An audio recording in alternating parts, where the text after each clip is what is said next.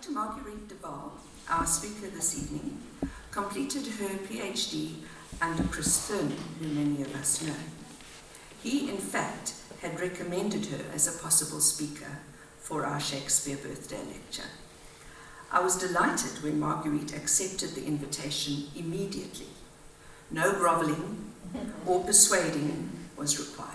We know, Lynette and others know what it has been like to sometimes find comfortable birthday lecturers. And as it happens, our invitation completed a circle for her, for which she's really appreciative. Marguerite attended the Shakespeare Congress of 2016, which was convened here by our own Warren Snowball. In 2017, she completed her master's degree on Shakespeare, anti-theatricality and meta-theatre, which Tim is already incredibly excited by. And in 2019, she began working on her PhD under Chris Thurman. She was here at Amazwi, collecting data which was plentiful. Newspaper clippings, interviews with directors and performers and set designers, programs, and now she has been able to come back to where, in a sense, it began. She shifted the scholarly narrative of stage Shakespeare to new, largely undocumented productions. In so doing, she has made a significant contribution to recording local theatre history, centering on case studies of selected plays in the democratic era. Her research embraced records of productions of Hamlet in post-apartheid South Africa, which brings us to the title of her lecture, I Knew Her Well, Horatio, Performing Legacies of Hamlet 2021. In Chris's words, Marguerite is a brilliant young scholar who has pioneered new ground. She currently is a lecturer in the Academic Development Support Unit at the University of Pretoria on the Mamelodi campus. Here, students need a lot of infrastructure to adjust to the university environment, and Marguerite is both teacher and mentor. She has published on language education, informed by her teaching experience in the extended curriculum program at Mamelodi. She finds communication to be a common thread giving literary and functional academic pursuits. She is, and I quote from her, absorbed by language and the ways in which it may be used to cultivate participation, connection, and rootedness. From the little I have said, it is very clear that Dr. de Waal is the kind of scholar this country can be proud of, and I make way for her to share her original research and understanding of what Shakespeare has offered us in the last 30 years.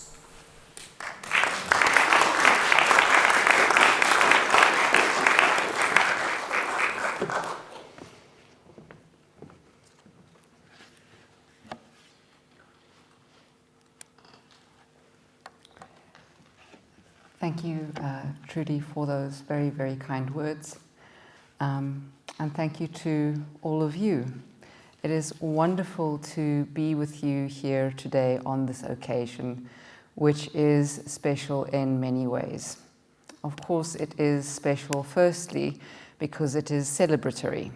It is an opportunity for us to think about and commemorate the work of a writer who has had a profound influence on culture for much of modern history, both globally and locally. It is Shakespeare's 459th birthday, or at least it will be on the 23rd of April. In addition, 2023 marks the 400th year since the publication of the first folio in 1623. I understand that the Shakespeare Society and St. Andrew's English Department will be arranging another event later this year to celebrate this additional anniversary this year. So there is that to also look forward to. Then there is a particular joy in the coming together of so many people from different walks of life to discover each other in a common interest. Shakespeare represents a world of meaning, where we have all found value individually. Events like these are special because they give us a chance to come together and share our enthusiasm as part of a community. But aside from all of this, as Trudi has already alluded to, today is also a special one for me on a personal level. Standing here at Amazwi with all of you to give this lecture is really a full circle moment for me. I graduated with my PhD last year, and both the Shakespeare Society and Amazwi played a role in its successful completion. At the beginning of my project in 2019, the Shakespeare Society helped to support me in attending an international summer school at the University of Cologne. And at the end of the same year, in December 2019, that was when I first visited these archives. I remember that time very, very fondly. The lull of the holiday period had settled over everything in Makhanda, and this presented an ideal set of circumstances for research. All other responsibilities had been taken care of. There were ample opportunities for tea breaks, and in gentle parallel to charting new territory during work hours, I had the freedom to explore and enjoy the company of the town outside of work hours as well. So my goal, as I conceived of it then, was to write a theatre history of Shakespeare productions in South Africa from 1994 to the present. I was inspired in part by similar work done by other scholars who have broadly covered the history of Shakespeare in South Africa and on South African stages from the very first performance in 1801 up until more or less the 1990s. Two noteworthy names here are Rowan Quince and Adele Sief. In 2000, Quince published a wonderfully detailed account of apartheid-era theatre productions, and more recently, Sief published a book that stretches further back to include the period between the first performances at the African theatre in the early 1800s up until the second half of the 20th century.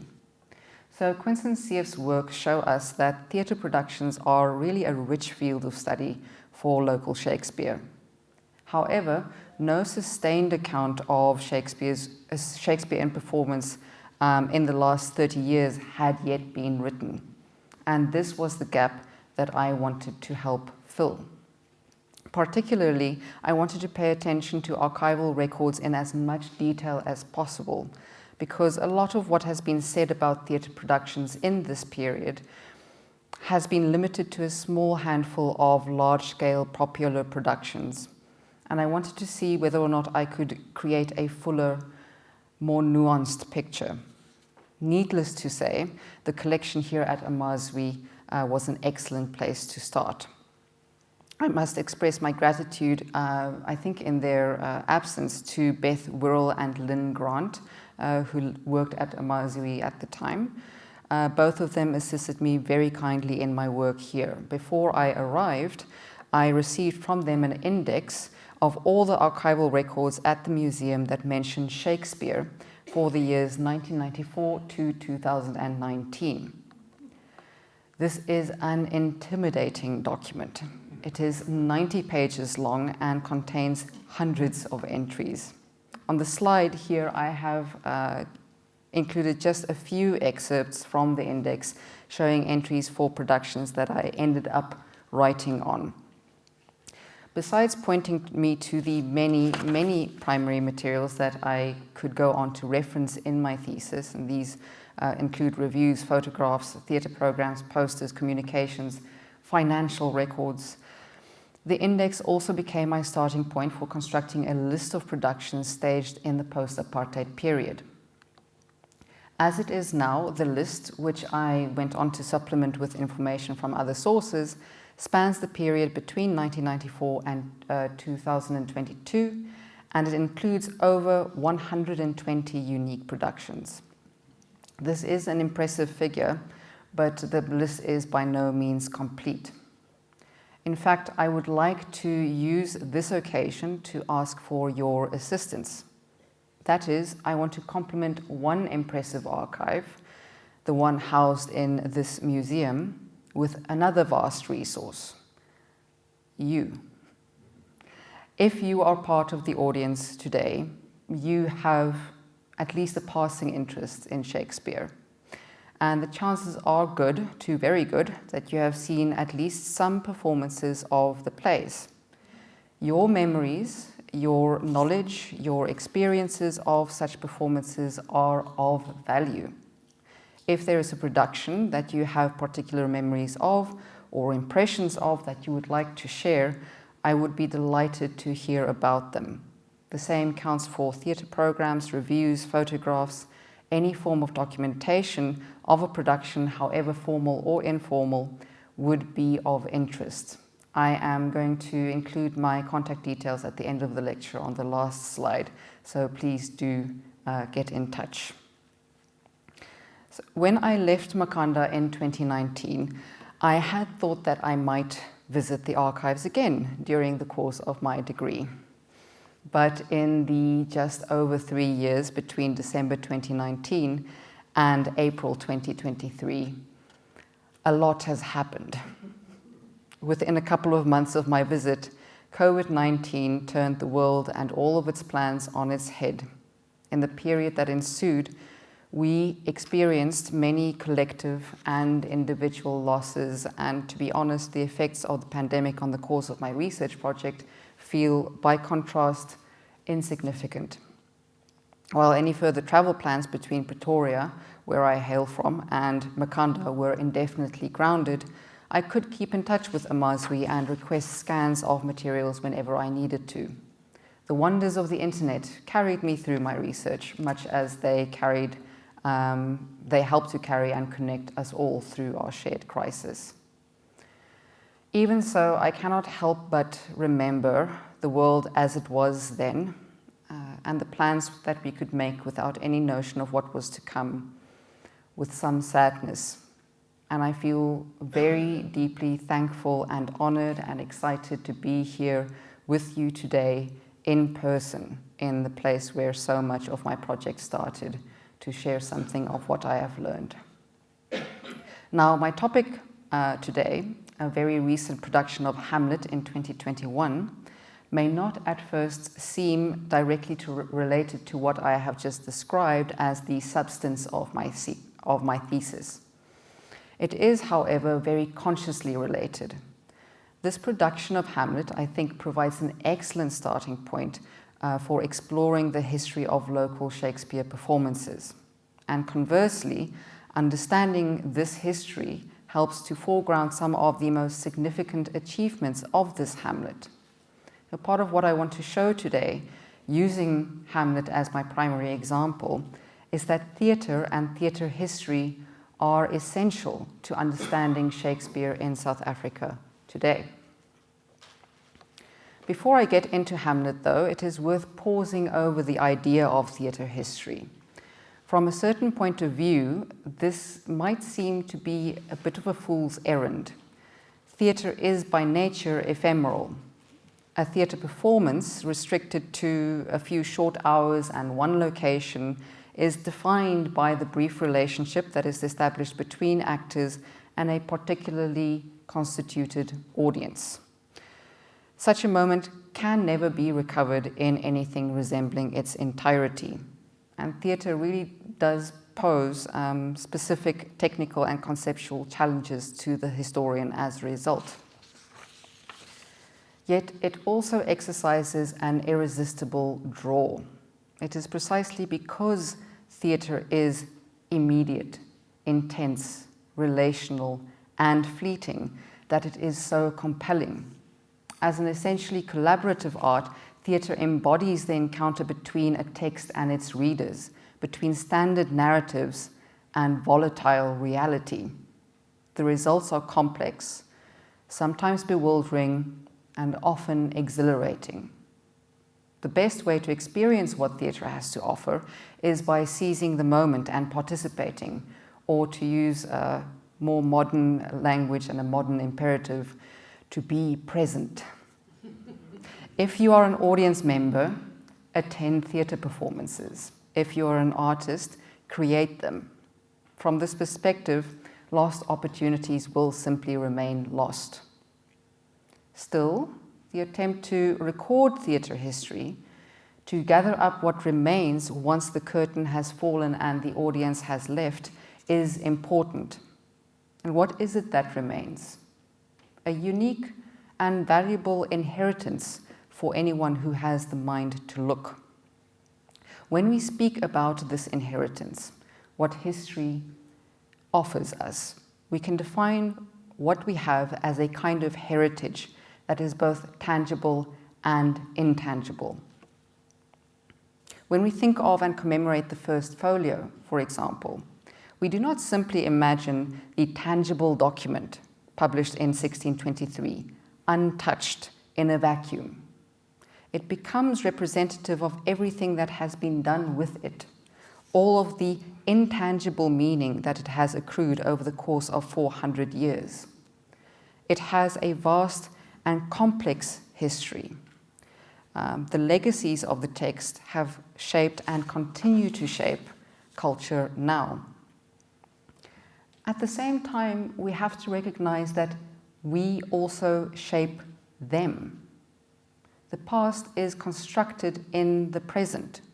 History and writing history is an ongoing process.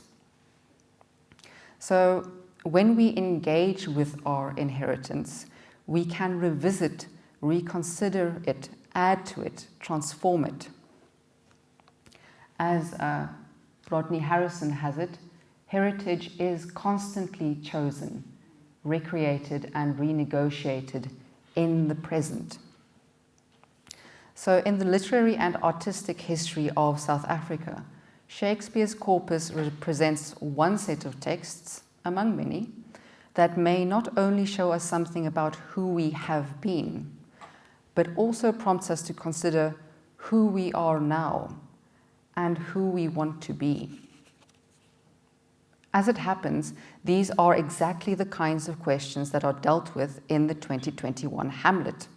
I would venture that this production's central concern is how spectres of the past influence and make claims upon the actors of the present, and how those actors respond in turn.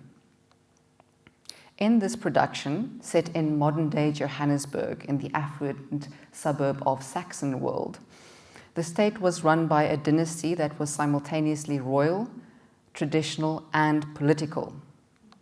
Hamlet, Ophelia, and Laertes represented a younger generation whose positions were defined by the powers which acted upon them and by their ability or inability to take action in response. By contrast, the older generation, Claudius, Gertrude, and Polonius, were characterized by the comforts of rulership and the simmering guilt at the cost of obtaining that rulership. Both generations were haunted by the past. In the text of the play, the unsettling contrast between the rotten state of the present and the world that was before it is given a voice in the figure of the old King Hamlet's ghost. In the 2021 Hamlet, the tension between the past and present was expressed in the practice of ancestor veneration. This was constantly evoked in the character's actions, in Hamlet's pouring out of a drink in remembrance of his father, in his conversation with his spirit, in Claudius's guilty prayer, in Ophelia's madness. The creative, textual, and directorial interventions in this regard had significant implications for the questions posed by the play. Who leads us? Who have we been led by? Who do we remember, and what do we do with this remembrance? These questions are made even more interesting when one considers that the production itself also had a complex history which contrasted with its final execution in a troubled present. As it was performed in 2021, it was a would-be theatre production, a live-streamed performance made up of actors isolated, performing alone to their cameras, but all collected and interacting with one another in a digital stage space. It was Hamlet on Zoom. This format was induced by necessity. Lockdown was still in force, and the entirety of the Kaka and Ka Festival, which hosted the production, was conducted virtually. This was not how things were meant to be.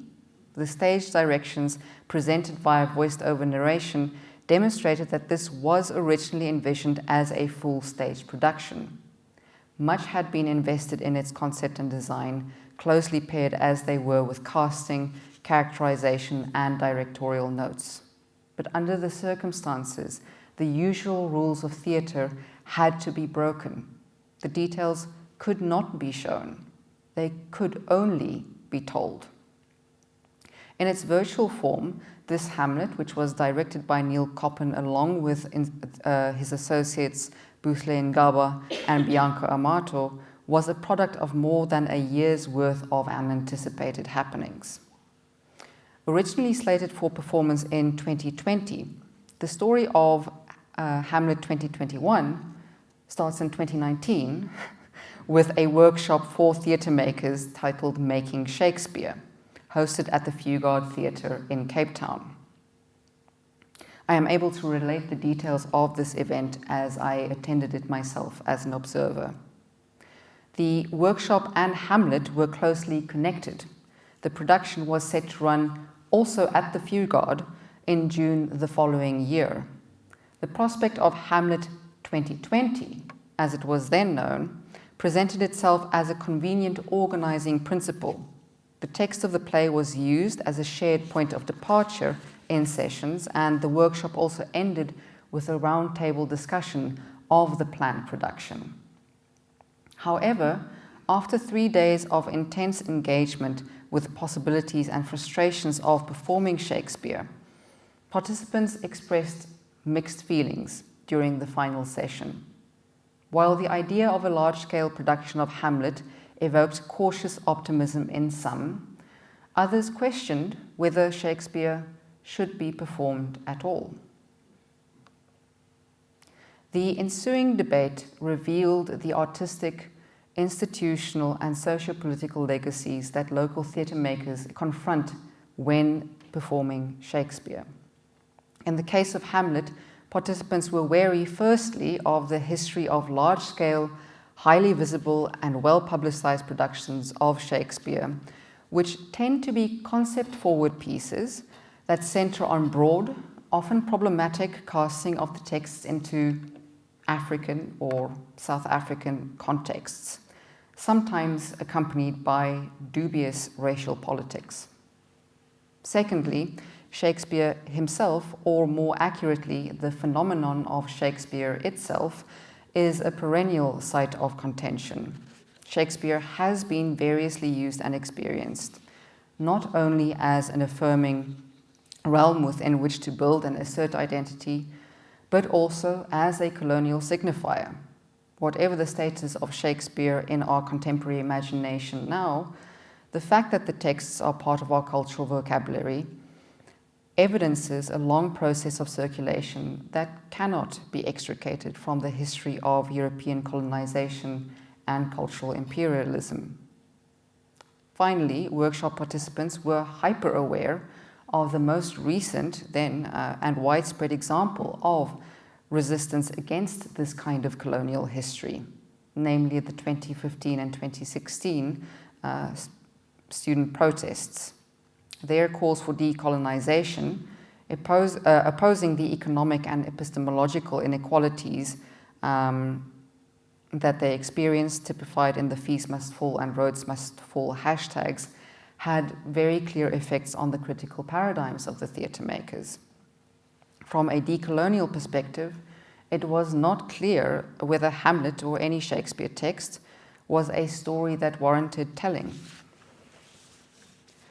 All of this is to say, Shakespeare presents heritable but complex cultural property, the continued worth and position of which cannot be taken for granted.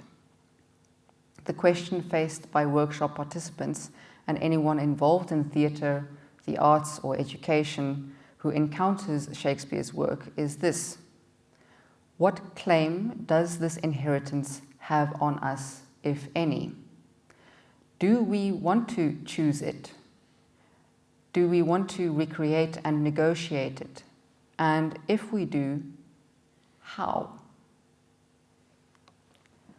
At this point, I'm going to dig deeper into Hamlet as it was presented in 2021. In the process, I'm going to bring in comparisons to previous productions in line with the nature of my study. For this, I need to issue both a caveat and a request. The caveat is that my comparisons are going to be quite varied, and aside from a brief mention of the 2005-2006 production directed by Janet Suzman, none of them are going to be to other productions of Hamlet. This is partly due to the fact that Hamlet is not performed very often on commercial stages. Then also, the most available points of reference for me are productions of texts that I focused on as case studies for my thesis. I had chapters centered on King Lear, The Tempest, Julius Caesar, and The Taming of the Shrew, three of which you can see represented there on the slide. So in other words, some comparisons might to you feel less intuitive than others. Nevertheless, I do think that they are all worth making. My request, therefore, is for your indulgence and your patience. Stick with me here, and I believe it will all make sense in the end. In its concept, if not its improvised execution, Hamlet 2021 falls into a tradition of popular productions of Shakespeare with star-studded casts and well-known directors. This includes Suzman's Hamlet, produced about 15 years previously. However, there were significant differences in the approach of these two Hamlets. Suzman's production shied away from political allegory. It was staged in modern dress and starred a racially diverse group of South African performers, but it was non-specific in its period and location.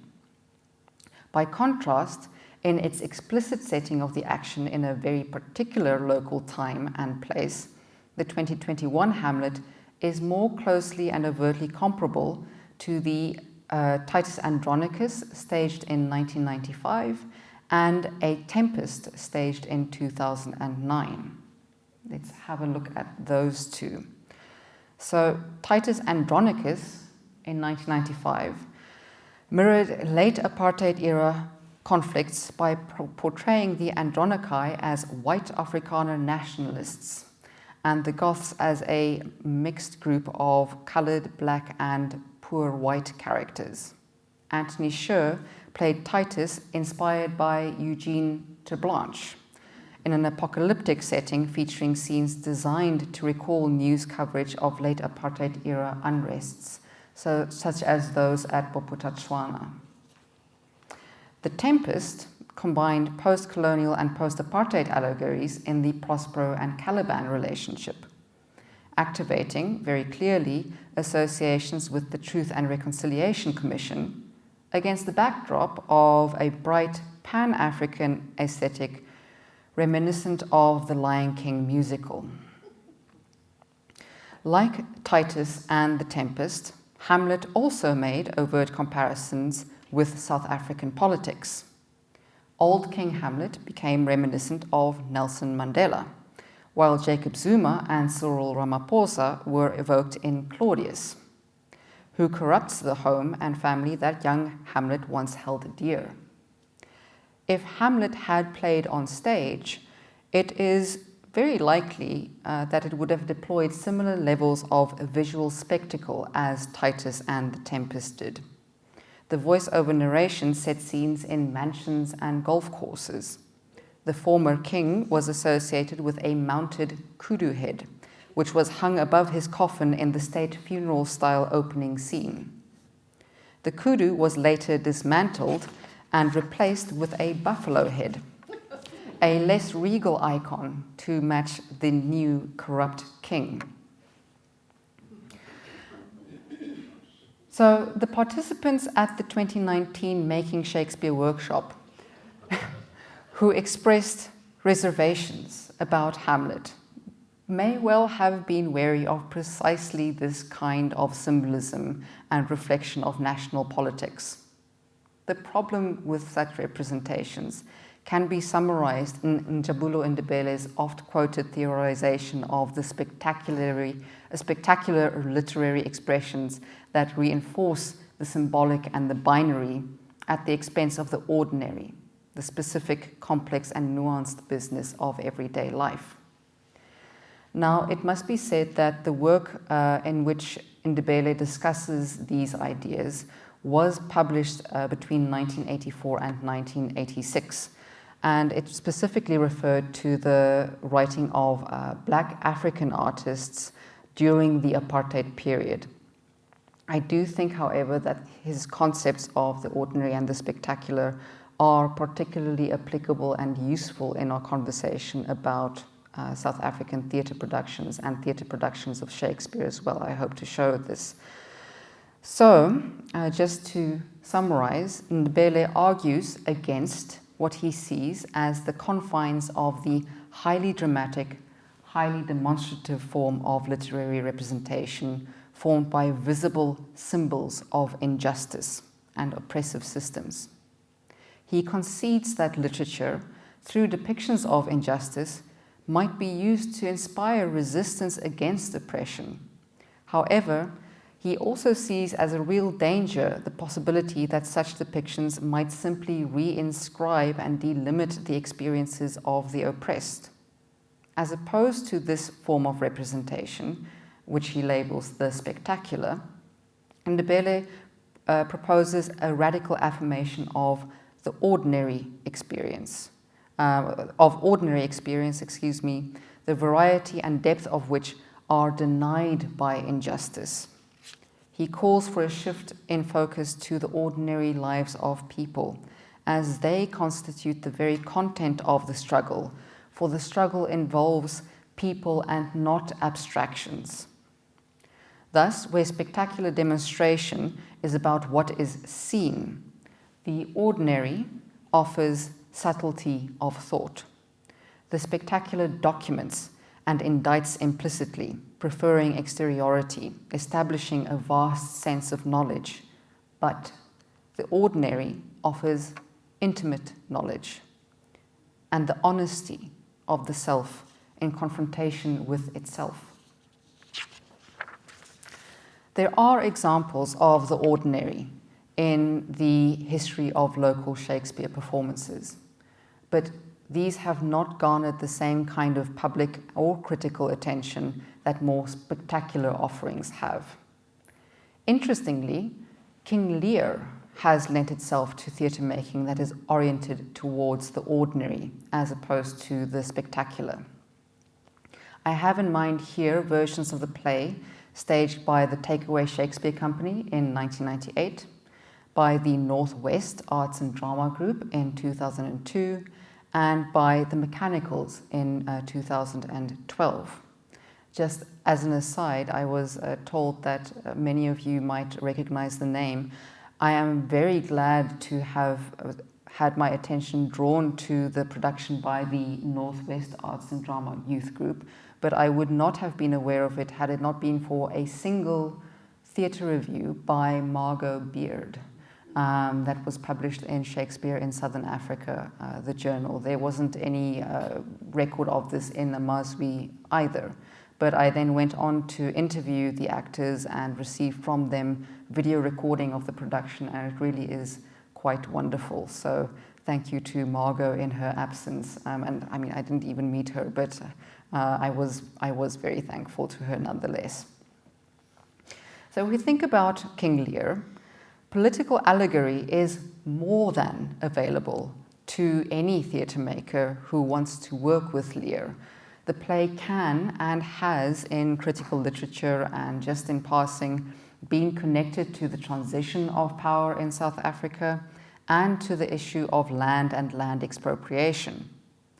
But these ideas have not made it onto the stage. Instead, productions of Lear have occupied themselves with finding a meaningful context for the play in the relationality of theatre, in the dynamics between actors, audiences, and directors.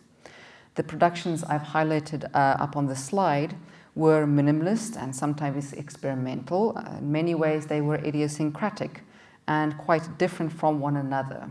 But there was a connecting thread, and that was an occupation with finding authentic expression and intimate connections between actors and their audiences. The actor interpretations of the character of Lear were also all noteworthy studies of the self in confrontation with itself. As an example, and as a useful visual shorthand, I want us to consider the first and last scenes from the Northwest Arts and Drama Youth Group's King Lear.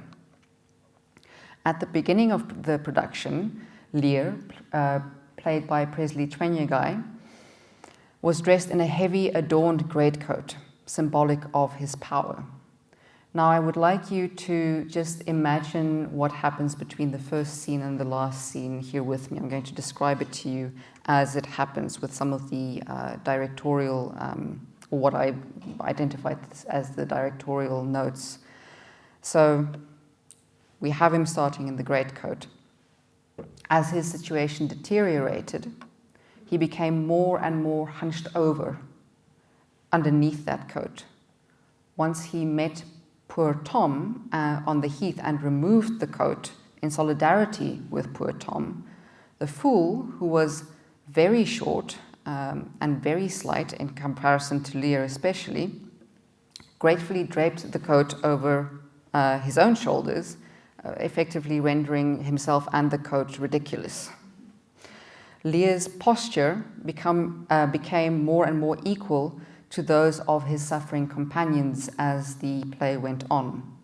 Kent disguised himself partly by appearing hunched over, face towards the ground, a loyal but disabled servant, and poor Tom remained constantly close to the floor, often crouched.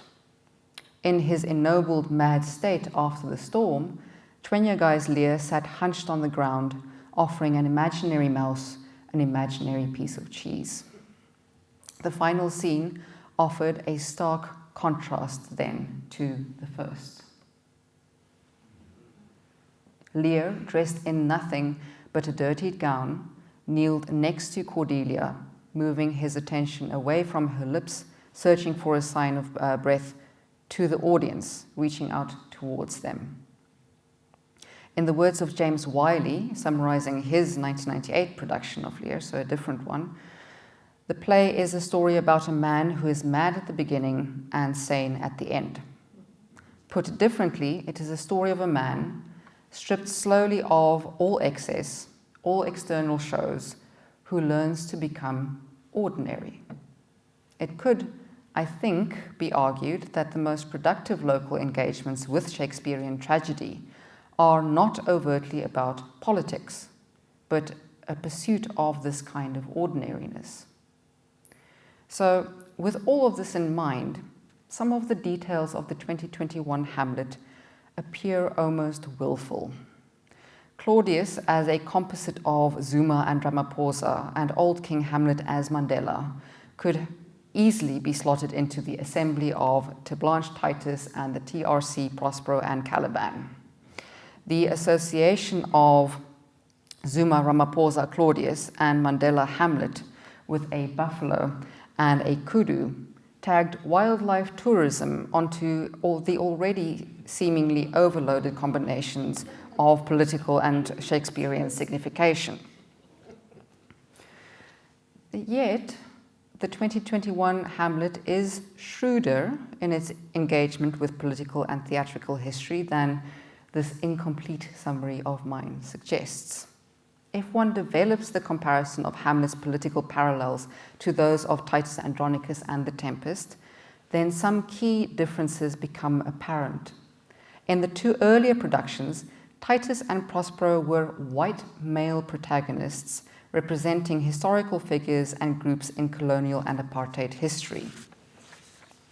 By contrast, the overtly political figures in the 2021 Hamlet were not the protagonists. The production followed the typical interpretation of the main roles. Claudius is an antagonist, and old King Hamlet's ghost provides an inciting incident, but both are at a remove from the prince himself. Their juxtaposition with each other, the old king of the past and the new king of the present, consciously underscored their symbolic nature. It is significant that the two kings were represented by the mounted heads of animals, stuffed, lifeless images whose counterparts were, through either death or corruption, bound to caricature.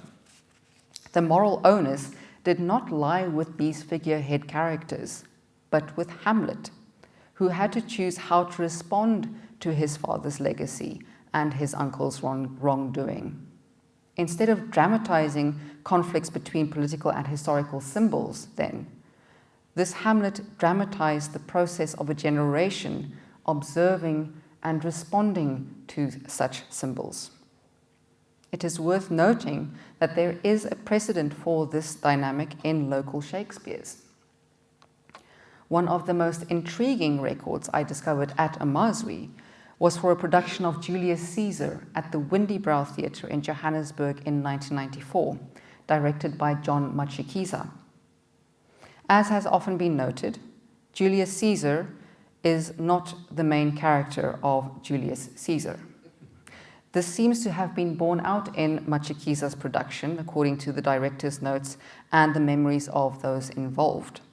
The focus was not on the psychology of Caesar as the political figurehead, but on the citizenry and the main character's responses to his leadership and death.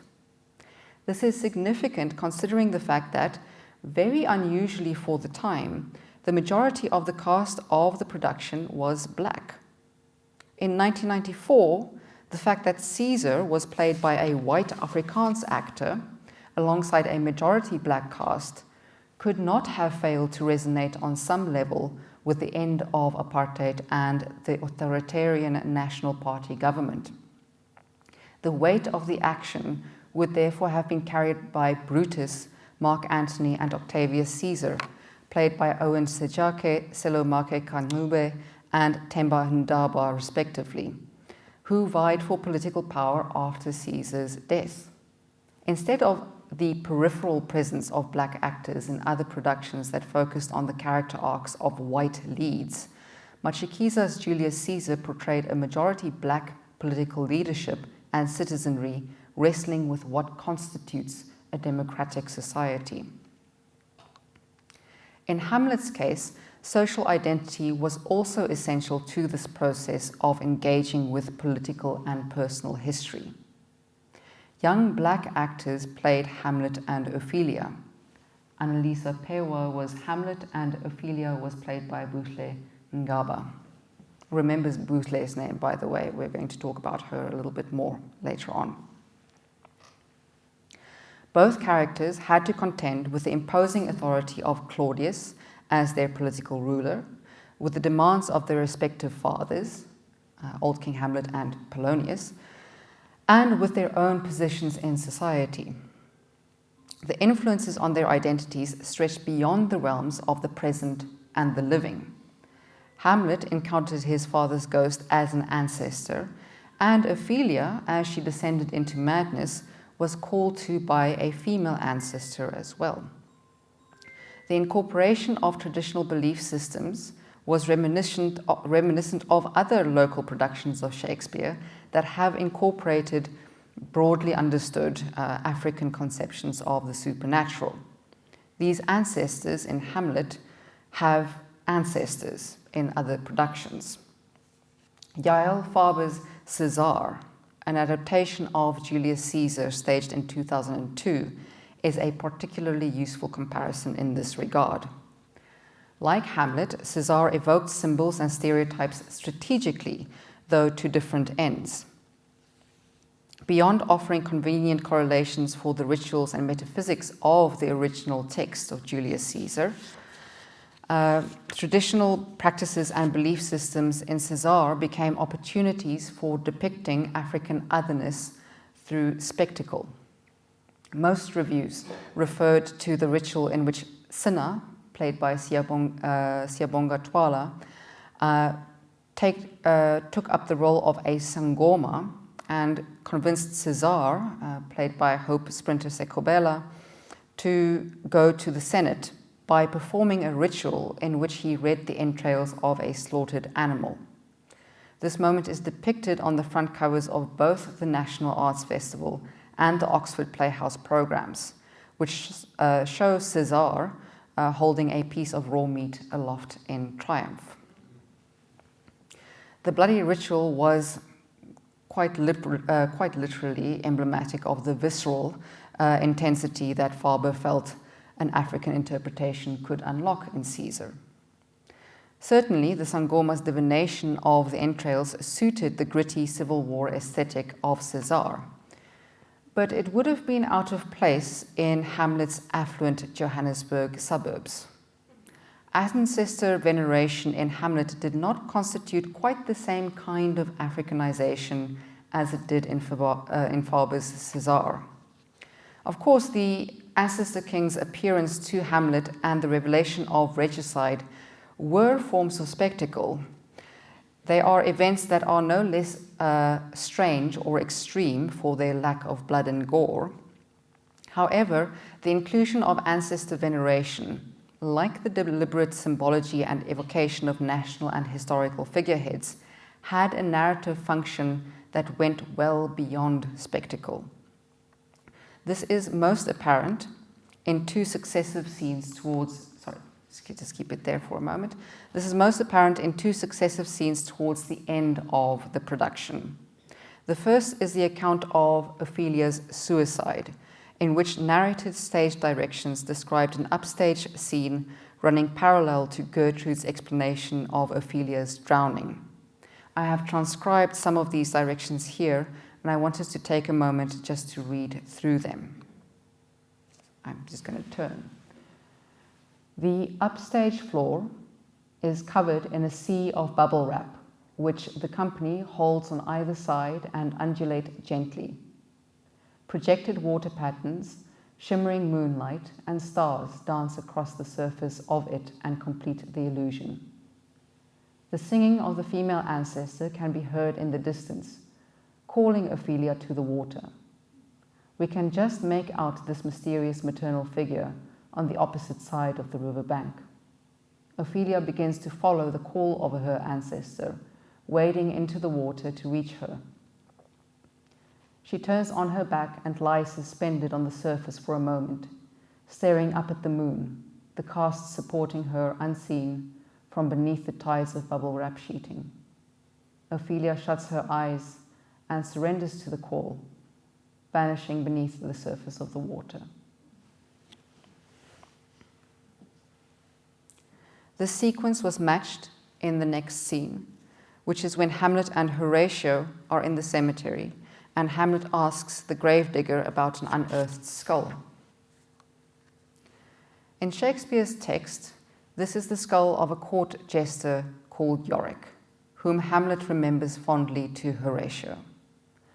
In the reconfigured scene, the skull belonged to Yonela, ugogo ka Hamlet, Hamlet's grandmother. As Hamlet remembered Yonela, stage directions indicated her appearance upstage, singing a lullaby to the baby Hamlet, tied to her back with a blanket. In this scene, Hamlet spoke slightly altered lines to his friend.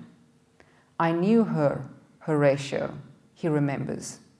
"She hath borne me on her back 1,000 times." When the character is Yorick, the second line refers to Hamlet playfully riding on the jester's back. As Yonela, the line became a reference to familial intimacy, a habitual, everyday configuration of closeness representative of maternal care and protection. Yorick's infinite jest, his professional foolery, became Yonela's grandmotherly sense of humor, her flashes of merriment. Ophelia's maternal figure, and Yonela were additions to the ancestral pantheon, who functioned as key contrasts to male rulers in the lineage. Hamlet fumbled in his response to his ancestor father's demand for revenge, but his memory of his grandmother provided a moment of clarity. While archetypal in their own right, Ophelia and Hamlet's female ancestors were assigned a different kind of significance to the public and political symbolism of the old king and Claudius. Hamlet's father demanded that his son remember him as an act of traditional and political duty. By killing his uncle to avenge his father, Hamlet would become a ruler himself.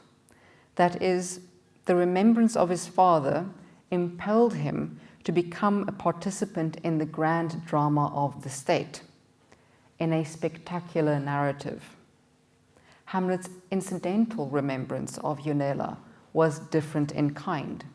Remembering her was to recall the private, the joyful, and the ordinary. This happened at the exact moment that Hamlet confronts the plain realities of death. He was studying his grandmother's skull.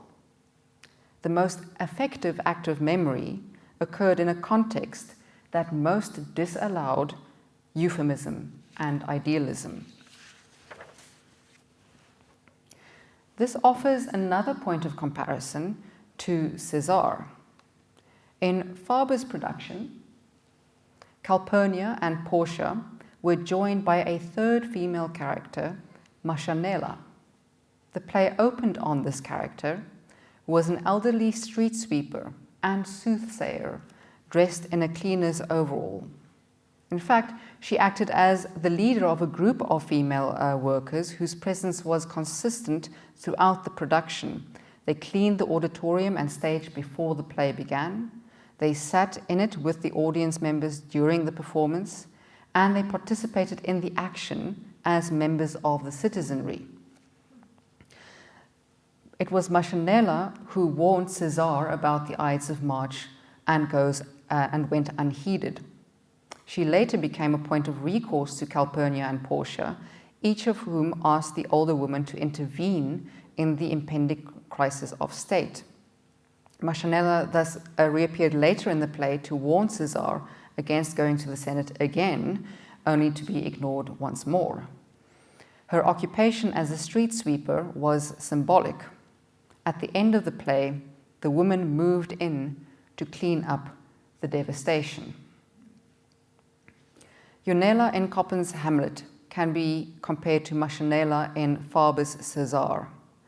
Both represented the lives of ordinary people and the experiences typically relegated to the periphery of the narrative at hand. The addition of female ancestors to Hamlet's cosmology was anticipated by the production's treatment of its female characters in general. For example, Laertes was cast as a female character. Ophelia had a sister, not a brother. This significantly affected the tone of their interactions. When Laertes talked to Ophelia about Hamlet at the beginning of the play, the conversation was imagined as a tête-à-tête in the ladies' bathroom at Claudius and Gertrude's wedding. In this context, Laertes' warnings against Hamlet were pragmatic and based on her and her sister's shared experiences as women in a patriarchal system. Laertes' relationship with Ophelia thus contrasted with, instead of anticipating, Polonius's domineering attitude towards her. As a male character, Laertes' performance of masculinity contrasts with Hamlet. He, unlike Hamlet, single-mindedly pursues revenge for his father's murder. In this Hamlet's configuration, Laertes' action-driven rage and grief at her father's murder and her sister's subsequent madness and suicide contrasted not only with Hamlet's position, but also with her sister's, with Ophelia's restlessness and inability to take action, with her futile attempts to resist the influences exerted over her life. A last important area of adaptation in the 2021 Hamlet which also bespeaks an accrual of local historical engagements with Shakespeare, is its translations into Setswana and isiZulu by Buhle Ngaba, who played Ophelia, remember, and Fundile Majola. While most of the production was performed in English, the adapted text was peppered with exclamations and interjections in local idioms. Also, several speeches by Claudius were delivered in isiZulu, and Ngaba, who played Ophelia, spoke in Setswana, particularly during her mad scenes. The fact that translations were formally produced for performance is not unprecedented, but neither is it standard practice. Translation has been a common theme in South African Shakespeare productions, but this has typically been based either on spontaneous, improvised utterances or on older translations produced as literary works and exercises, such as Saul Plaatje's Setswana translations of Shakespeare. In fact, Plaatje's legacy did influence Hamlet in some ways. Ngaba has written about the influence of Plaatje's translation of Shakespeare on her work and identity as a Setswana-speaking artist. She first encountered Dintshotsho Tsabo Julius Kasara when she discovered a copy of the translation published in 1937 among her grandmother's belongings shortly after she passed away. Ngaba remembers this as a formative incident. She writes, "The discovery of this translation began to shift my perspective on the relevance of Shakespeare in South Africa and how it might inspire my own work. The idea that my grandparents had interacted with Shakespeare's texts in their own home language, pre-Bantu education, was an exciting and overwhelming thought, and suddenly it felt as though a legacy of storytelling had been passed on to me." The legacies of translation and of storytelling have been generative in Ngaba's work as a teacher and as a performer. For example, while lecturing Shakespeare to performing arts students at the University of Cape Town as a guest lecturer, Ngaba relates that she became convinced that her group of students would benefit from translations into isiXhosa, their home language. Ngaba collaborated with Fundile Majola, who would then go on to work with her on Hamlet. There they are in conversation on the slide, to produce those isiXhosa translations of the various scenes that her students were tasked with performing. These were scenes from Macbeth. It is interesting to note that for Ngaba, Plaatje and Shakespeare inspired work that moved beyond Plaatje and Shakespeare. Her interaction with both was not about reproduction for the benefit of literary icons. Neither Shakespeare's English nor Plaatje's Setswana suited the context of Ngaba's Xhosa-speaking students. So she mobilized her understanding of both to produce new translations. So, you might ask, where does this all leave us? Where does it leave Shakespeare? To summarize my sense of things, I have tried to show in this lecture, through the lens of legacy, that firstly, when we think seriously about the phenomenon of Shakespeare, especially as he or it relates to us here and now, we are confronted by history. 459 years worth of it, if we start with Shakespeare's birthday, or 400 years worth of it since the publication of the first folio. The legacies we find there are rich, but they are also contradictory. Once we start paying attention to this, we must ask ourselves, how do we respond? And I think theatre is the best place to learn. Why? Because theatre artists embody the tumultuous relationship between the past and the present. When they perform any text, including Shakespeare's, they hold its inherent contradictions in creative tension. The best way to learn from theatre is to support theatre. But aside from this, though, I have argued that theatre history is another point of access into what theatre artists can teach us. Specifically, if we pay attention to the local theatre history of Shakespeare, we encounter two kinds of inheritance, two ancestors, as it were.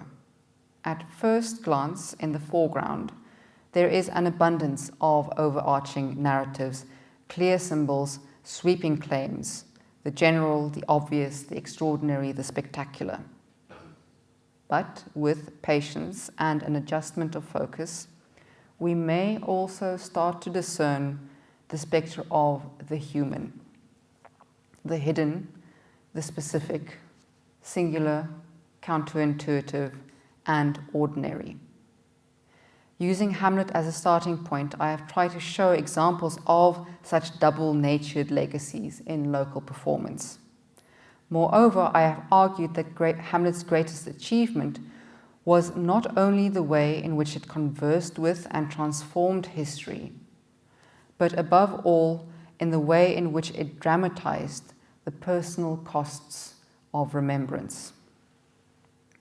The creative team behind Hamlet were able to achieve what they achieved because they were willing to radically engage with and recreate the text.